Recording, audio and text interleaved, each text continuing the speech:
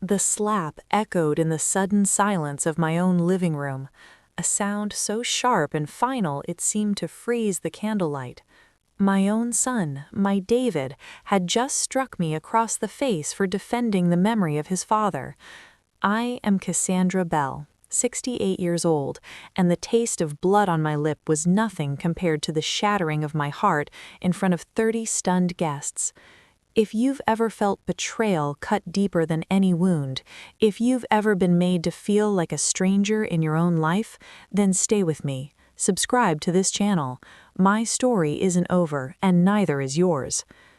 David stood there, his chest heaving, his hand still suspended in the air between us.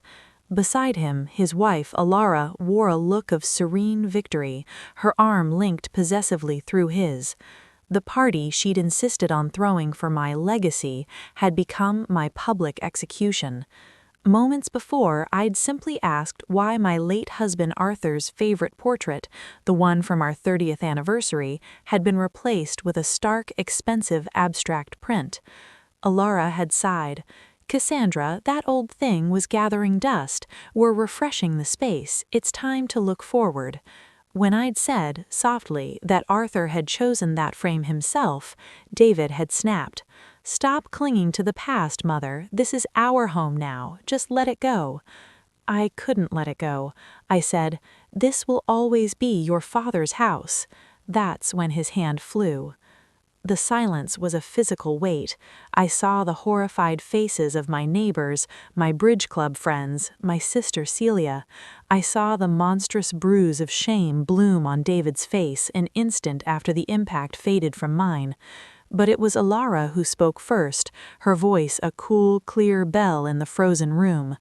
David, she murmured, pulling his arm down. Darling, it's all right. She pushed you to it. Everyone understands. She looked around at the crowd, her gaze challenging anyone to disagree. No one did, not aloud. My sister Celia was the one to move. She stepped forward, her eyes blazing. She didn't go to me, she went to David. Your father, she said, each word a hammer strike, never raised his voice to your mother. He would look at you now and see a stranger. David flinched as if she'd slapped him back. Alara's mask slipped for a microsecond, a flash of pure venom directed at Celia. This is a family matter, Alara hissed. You're causing a scene. No, I heard myself say. The word was raspy but audible. I touched my stinging lip, looked at the blood on my fingertips. This will always be your father's house. That's when his hand flew. I turned and walked out of my own living room. I didn't go far. I walked to the one room they hadn't fully claimed yet, Arthur's study. I closed the door and leaned against it, the tremors finally starting. The party's muffled sounds of hurried, awkward departure were a funeral dirge for the life I'd known. But before I tell you how I reached that ultimate humiliation, you need to understand the quiet, meticulous siege that led to it. It began 4 years ago when Arthur left us. A sudden aneurysm, a phone call, a before and an after. We'd been married for 45 years. He was an architect, a man who built things meant to last. Our home wasn't just a house, it was his final, loving project, designed for our retirement, for our grandchildren, for growing old together, surrounded by light and wood and memory. When he died, the foundation of my world cracked. David, my only child, was my rock. He stayed with me in the house for the first 3 months. David, my only child, was my rock. He stayed with me in the house for the first 3 months. I'm not going anywhere, Mom, he'd say, holding me while I cried. We'll get through this together. And for a while we did. He worked in finance, long hours, but we had our rituals. Coffee on the sun porch in the morning, trivia nights on Thursdays. It was a fragile, grief-stricken peace, but it was ours. Then, 8 months after Arthur's funeral, he brought Alara to dinner. She was dazzling, a corporate lawyer, sharp as a scalpel, with a smile that was both brilliant and curiously cold. She complimented the house with the expertise of an appraiser. Arthur Bell's work, it's stunning. The cedar accents, the sightlines, it's a masterpiece of residential design. Her words were flattering, but they felt like she was assessing a commodity, not a home. She shook my hand, her grip firm. Cassandra, David speaks so highly of you. I'm so looking forward to knowing you better.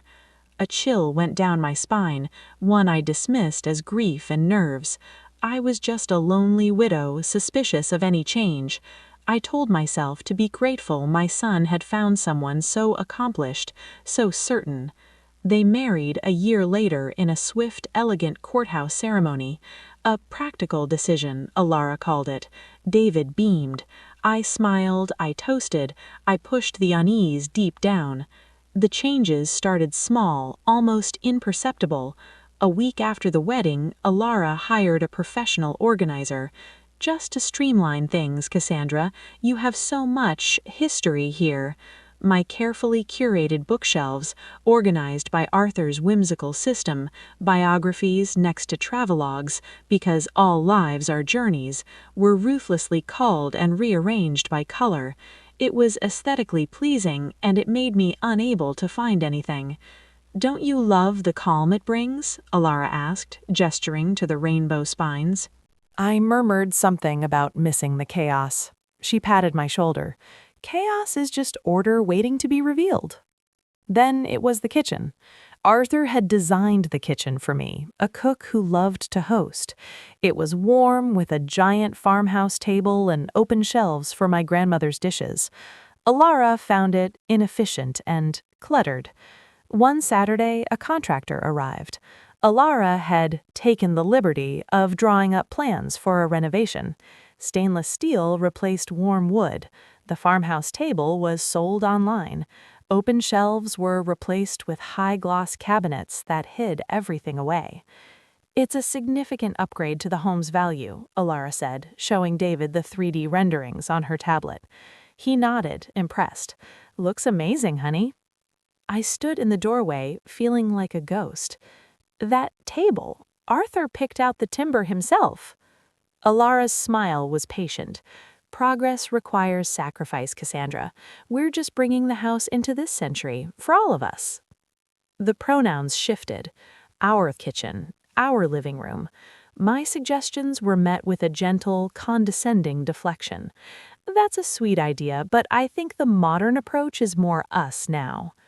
David, working longer hours under Alara's encouragement to aim for partner, was rarely home to see the incremental erasure.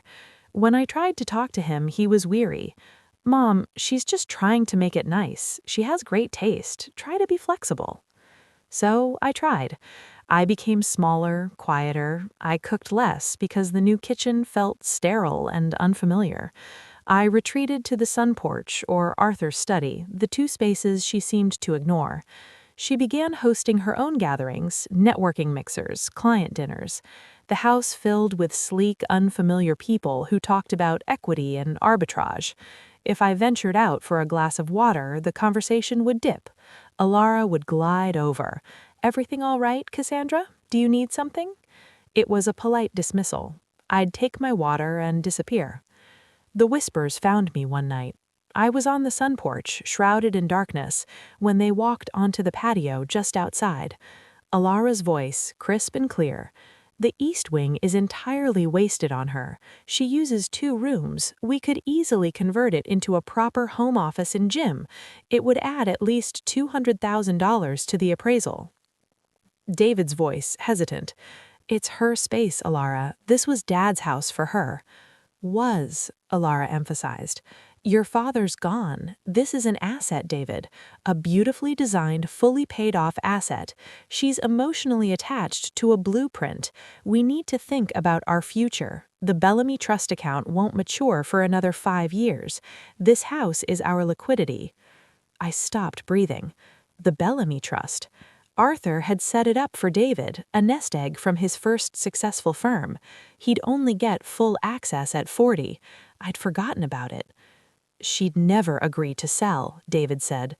"She might not have a choice," Alara replied, her voice dropping to a conspiratorial murmur. If her stability became a concern, living alone in a house this size, with her level of grief, it can look like poor judgment. We could become her legal guardians. It would be an act of love, David, to protect her. The blood drained from my face. I sat there in the dark long after they went inside, the truth coiling around my heart like a snake. This wasn't about making a home, it was about taking one. The woman my son married wasn't just edging me out, she was planning a full-scale annexation, using my grief as her justification. The next morning, I went to Arthur's study. I locked the door, a first. I went to his old filing cabinet, the one Alara had called an eyesore but hadn't yet removed. My hands shook as I pulled out the folder labeled Estate Bell. I reread Arthur's will, the deed, the trust documents. Everything was in my name. The house was mine. But Alara's words echoed. If her stability became a concern, I needed proof. I started a journal, not a diary of feelings, but a log, a record. March 12th, contractor here for kitchen, no consultation, table listed on eBay, sold for $1,200. My request to keep it dismissed. March 28th, my personal checkbook missing from desk, found in Alara's briefcase. She said she was helping me organize finances. April 15th, heard conversation about East Wing conversion and guardianship. I felt like a spy in my own home, but the act of writing it down, of bearing witness, gave me a sliver of strength. It was my tiny, secret rebellion. The tension escalated in small, cruel cuts. She replaced the family photos in the hallway with expensive, impersonal art prints. She accidentally donated a box of Arthur's old drafting tools, calling them rusty junk. When I confronted her, tearful and furious, she was all calm reason. "Cassandra, you're hoarding. It's not healthy. David agrees we need to help you let go." I looked at David. He wouldn't meet my eyes. "Mom, maybe she has a point. You've been stuck." I was stuck, in the quicksand of their alliance. Then came the discovery that changed everything. It was a Tuesday, 3 weeks before the fateful birthday party. David was away on a business trip, Alara was at work. I was in Arthur's study, dusting his old wooden drafting table, a sacred relic I defended daily. As I polished the smooth surface, my cloth caught on a slight unevenness near the edge, a seam in the wood I'd never noticed before. I pressed, puzzled. With a soft click, a small, thin drawer I never knew existed slid open from the side of the table. Inside was a single sealed envelope. In Arthur's familiar, precise handwriting, it read, "For Cassandra, if the walls ever feel like they're closing in." My heart hammered against my ribs. With trembling fingers, I broke the seal. It wasn't a letter. It was a single sheet of paper, a notarized addendum to his will, dated just 2 months before he died. Below the legal language was a note in his hand. "My dearest Cass, if you're reading this, something is wrong. A house is just wood and stone. A home is peace. I've built you the house. This is to protect your peace. The clause within ensures that no one, not even our beloved David, can ever use your love for this place or for him against you. If they do, they lose all claim. The house remains yours solely and completely, until you choose otherwise. I know your heart. You would give David the world. This is to make sure the world doesn't take you from you first. Always, Arthur." The legal clause was stunning in its simplicity and power. It stated that if any direct family member, specifically naming David, or their spouse, initiated or supported any legal action to challenge my ownership, declare me incompetent, or force the sale of the property without my full, uncoerced consent, their entire inheritance, including the Bellamy Trust, would be irrevocably diverted to the Arthur Bell Foundation for Architectural Preservation. The house itself would pass to me in a life estate, and upon my passing, to the same foundation, not to David. Arthur had seen a future I couldn't imagine. He'd built a hidden shield into his design. I sat there for an hour, the paper clutched to my chest, sobbing with relief and a terrible, profound sorrow. He had known. He had known my soft heart could be my undoing. I made copies. I hid the original in a new safety deposit box, along with my journal. One copy I placed back in the secret drawer. Another I folded and put in the pocket of my favorite robe. It became my talisman. Armed with this knowledge, I changed. The fear didn't leave, but it was joined by a steely resolve. I began to push back in small ways. I moved a few of the remaining family photos back to the hallway. I cooked a meal in the stainless steel kitchen, making a glorious, fragrant mess. When Ilara commented on the smell, I smiled. "It's the smell of home, Ilara. You'll get used to it."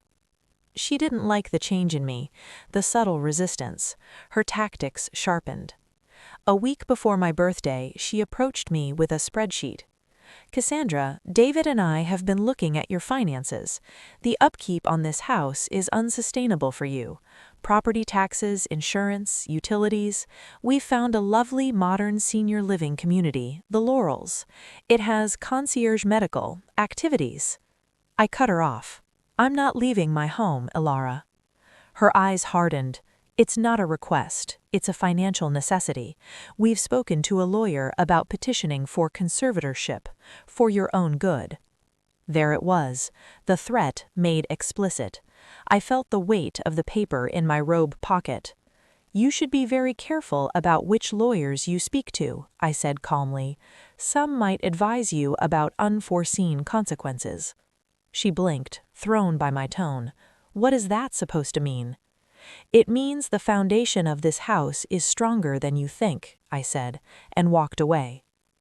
The incident that led to the slap happened the day before the party. I came downstairs to find two men in the living room measuring the walls. Ilara was directing them. "What's going on?" I asked. "Just an appraisal, Cassandra," she said breezily. "For the refinancing. We're tapping into the equity to invest." "You are refinancing my house?" My voice rose. "Our home," she corrected, her smile tight. "And yes, David has signed the paperwork. It's all in hand." I saw red. "Where is he?" "At the office, where he earns the money that supports this household." That's when I lost my composure. "The money that supports you. This house is paid for by Arthur. For me. You are a guest here, Ilara, and you have long overstayed your welcome." Her composure cracked. The icy lawyer vanished, replaced by something feral. "A guest?" she spat. "You are a relic, a sad, lonely relic clinging to a dead man's shadow. David is mine now. This life is mine. You are just a ghost in your own house, and I'm going to help everyone, including David, finally see that." We stood there, two women at war across an expensive Persian rug. The appraisers looked intensely uncomfortable. I knew then the birthday party she'd been planning wasn't a celebration. It was a coronation, her coronation, and my final public demotion. The party arrived. I dressed with care, putting on the emerald necklace Arthur had given me for our 40th. I would face this with whatever dignity I had left. The house was full of their friends, my few remaining friends looking uneasy. Ilara had styled everything to cold perfection. Then I saw the wall. Where Arthur's portrait had hung was now a massive, violent splash of color on canvas. It felt like a desecration. When I asked about it, and David told me to let go, something in me broke. I said, "This will always be your father's house." It was a statement of fact, of history, of love. His slap was his answer. In the study, after fleeing, as the house emptied, I heard raised voices. Celia's, sharp and clear. Ilara's, defensive and furious. David's, a broken murmur. Then a new voice, calm, elderly, authoritative. I knew that voice, Franklin Moss, Arthur's oldest friend and our estate attorney. I took a deep breath, wiped my face, and unlocked the door. I walked back into the living room. The few remaining people, Celia, Franklin, David, and Alara, turned. Franklin, a kind-eyed man with a spine of steel, held a familiar-looking document. "Cassandra," Franklin said gently, "I'm so sorry to walk into this. Ilara called me earlier in the week with some inquiries about conservatorship and property transfer. It prompted me to review Arthur's file. There's an addendum you should be aware of." Ilara paled.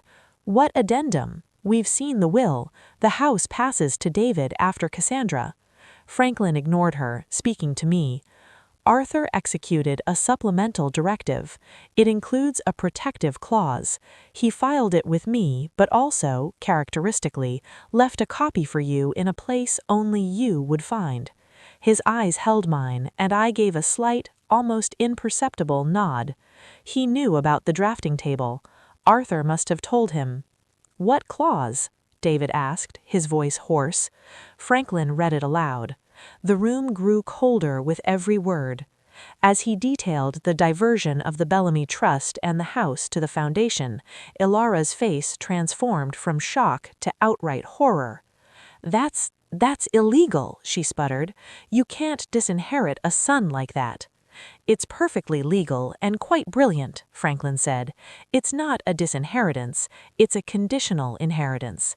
The condition is that David, or his spouse, respects his mother's right to live undisturbed in her own home.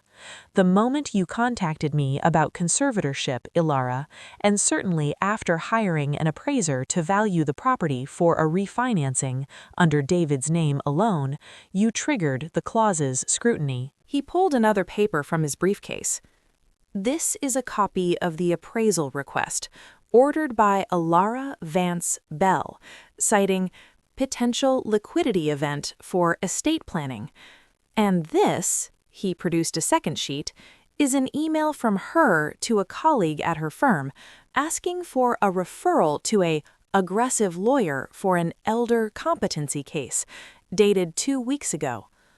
David stared at the papers, then at his wife. His expression was one of dawning, gut-wrenching horror. You were really going to do it? You were going to have my mother declared insane to steal her house?" "It's not stealing," Alara screamed, her elegance gone. "It's strategic planning, for us. This house is a wasting asset with her in it. The Bellamy Trust is locked up. I was securing our future." "By destroying my mother?" David's voice was a whisper of pure pain. "She was in the way!" The words exploded from her, ugly and true. "You were too weak to see it, too tied to her apron strings. I had to be the strong one." The silence that followed was absolute. I looked at my son, saw the scales fall from his eyes. He saw the manipulator, the predator, dressed in his wife's skin. Franklin spoke softly to me. "The choice is yours, Cassandra. The clause is active. I can file the papers tomorrow. The Bellamy Trust would be frozen and transferred. Or, given the circumstances, you could choose not to invoke it if certain conditions are met." All eyes turned to me. I looked at Alara, who was seething with defeated rage. I looked at David, broken and ashamed. I thought of Arthur and his hidden drawer and his boundless love. "Alara leaves tonight," I said, my voice surprisingly steady. "She takes nothing that wasn't hers before she entered this house. You will provide her with a list of every item she brought or purchased. You will supervise her packing. She is never to step foot here again." Alara laughed, a harsh, brittle sound. "You think you've won? You've lost your son. You think he'll stay with you after this?" I turned to David. "That," I said, "is his choice, but you no longer have a say in it." David spoke, not to her, but to Franklin. "File the papers. Start the process. For the trust." "Alara!" shrieked Alara. He finally looked at her, and there was nothing left in his eyes. You hit my mother. You tried to legally kidnap her. You were going to throw away my father's legacy for a down payment on a penthouse. Get out." It took 3 hours. Celia and Franklin stayed. We watched as Alara, under Celia's hawk-like gaze, packed her designer clothes and her expensive electronics into luxury suitcases. The sleek art, the impersonal decor remained. They were purchases made with David's money for this house. She couldn't take them. When the front door finally closed behind her, the sound was like the sealing of a tomb and the first breath of spring, all at once. David stood in the empty foyer, looking utterly lost. He turned to me, tears streaming down his face. "Mom, I can't even say the words. I'm so sorry. I was blind. I was so desperate for the life she promised, the certainty she offered after Dad died. I let her turn me against the most important person in my life." The anger in me was a solid, cold stone. The love was a bleeding wound. They warred inside my chest. "You didn't just let her, David," I said, my voice thick. "You handed her the knife and pointed her at me. You broke my heart long before you raised your hand." He crumpled, sobbing into his hands. Celia moved to go to him, but I held up a hand. This was between a mother and a son, a chasm too wide for anyone else to bridge. "You need to go too," I said, the words tearing from my throat. I need to be alone in my house. I need to remember what peace feels like. I can't do that with you here right now." He nodded, a frantic, broken motion. "I understand. I'll get a hotel. I'll start therapy. I'll do anything. Just please don't give up on me." "I gave up on myself for you," I whispered. "I need to find her again. Goodbye, David." He left. The house was finally, truly silent. Celia hugged me fiercely. "You were a lioness, Cass. Arthur would be so proud." Franklin promised to handle all the legal particulars. Then I was alone. I wandered through the rooms. The stainless steel kitchen gleamed coldly. The gray living room felt like a museum, but it was mine. All of it. The beautiful and the ruined. I ended up on the sun porch in the dark, just as I had been months before. This time I wasn't hiding. I was reclaiming. The weeks that followed were the hardest of my life, harder even than the first weeks after Arthur's death. Then I was mourning a love. Now I was mourning a son and the man I'd thought he was. The silence was a heavy companion. I began, slowly, to undo. I called a contractor, my own, not Alara's. I asked him to start reversing the kitchen renovation to bring back the warmth. It would be costly and take time. I didn't care. I sold the abstract art online and used the money to have Arthur's portrait professionally restored and rehung, bigger and more central than before. David called every day. I let it go to voicemail for the first week. His messages were fragments of anguish and self-recrimination. Then I answered. The conversations were short, painful. He was in therapy. He'd confronted Alara's past. A private investigator found 2 prior relationships with older, wealthier men that ended with significant financial gain for her and non-disclosure agreements. She was a predator, and he had been perfect prey. Grieving, financially secure, with a vulnerable, aging mother attached to a valuable asset. "She never loved me," he said, the realization still raw. "No," I agreed softly, "but the harder truth is you allowed yourself to be used because you wanted what she offered, an escape from grief, a shiny new future. You traded your father's memory and me for that promise." He didn't deny it. "How do I ever make that right?" "You live with it, and you become a man who would never make that trade again." A month after the party, he asked to see me. He came to the door bearing not flowers, but a small box, wrapped. He looked years older, but his eyes were clearer. We sat on the sun porch, amidst the plants I was nurturing back to health. "I've moved into an apartment," he said. "I've instructed Franklin to proceed with the full transfer of the Bellamy Trust to the foundation.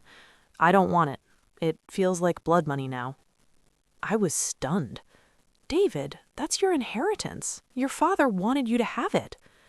"He wanted me to have it as the man he raised," David said, tears in his eyes. "I wasn't that man. Maybe this is the penance. Maybe building myself back up without it is the only way to ever deserve it, or you again." He pushed the box toward me. "This is for you." I opened it. Inside was a simple, beautiful silver keychain. On it was a tiny, perfect silver replica of Arthur's drafting table, complete with a hidden drawer that actually opened. "I had it made," he said, "so you always carry his protection with you, and so I never forget what he built and what I almost helped destroy." I clutched it in my hand, the metal warming to my touch. It was the first step. Forgiveness is not a switch. It's a slow, painful rebuilding, brick by brick. David came for dinner every Sunday. He helped me choose paint samples to banish the grays Alara loved. He listened, really listened, when I talked about Arthur. He was rediscovering his father, and in doing so, rediscovering himself.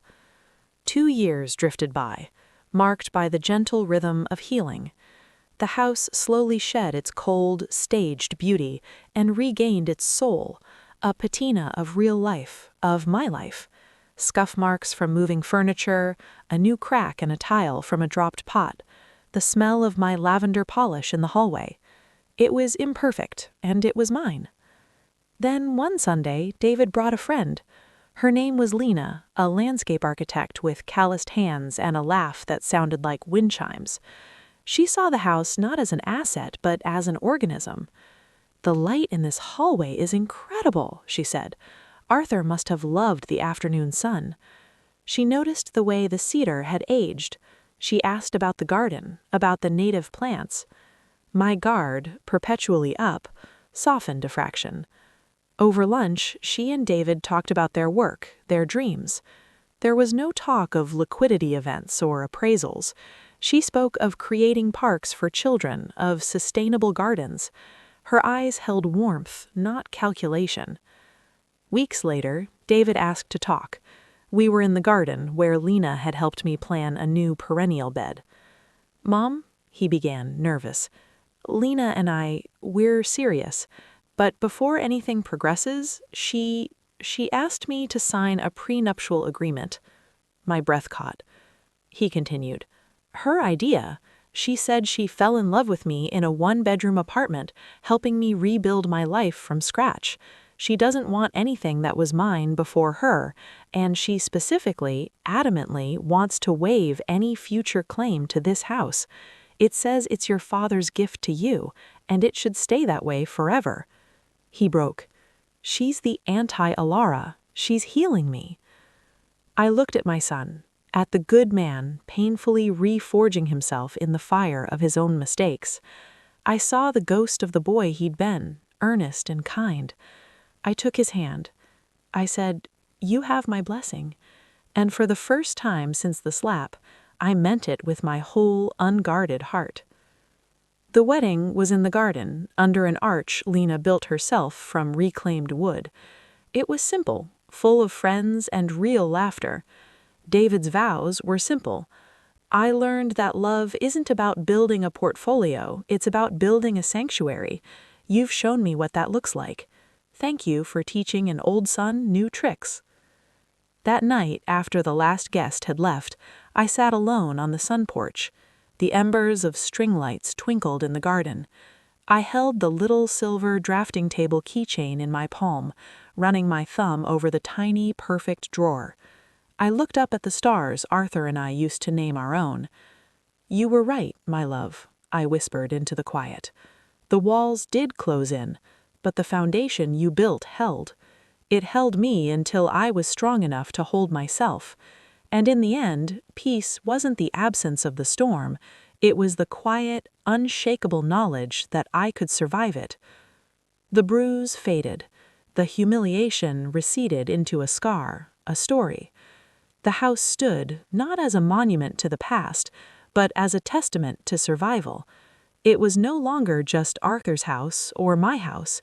It was a testament, a blueprint for starting over, drawn in the ink of resilience, on the parchment of a heart that refused to be broken for good. My story is one of betrayal, but also of a love so deep it built hidden shields. It's about finding your strength in the secret drawer of your own soul.